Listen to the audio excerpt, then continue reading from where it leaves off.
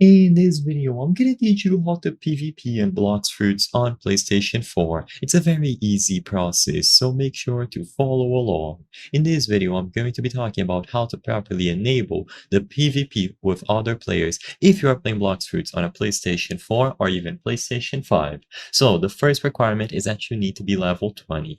If you try to attack other players while you are not level 20, you will just see this message on the top of your screen. So as you can clearly see on top, it is going to tell you that you need to reach level 20 to enable PvP. So go ahead and acquire level 20 before you even attempt to do this. Now, once you get level 20, the next thing that you have to do is click on this little settings icon. So highlight this little settings icon, and one of the options is going to be enable PvP. So of course, I am doing this on a PC, so I'm using a mouse, but you will be able to highlight this option here between this home button and the sound icon, and when you choose this, you just have to select Enable PvP.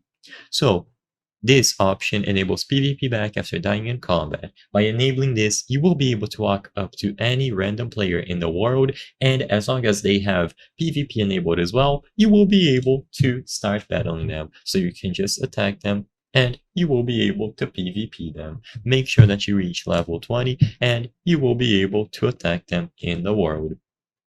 Of course, you might not want to PvP, and sadly to my knowledge it is not possible to disable this after you get level 20, so keep that in mind.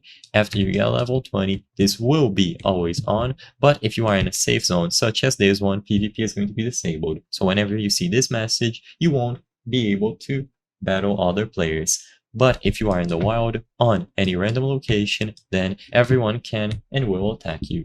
I hope I was able to help you on how to PvP and Blox fruits on PlayStation 4. If this video helped you, please be sure to leave a like and subscribe for more very easy tips. Thank you for watching.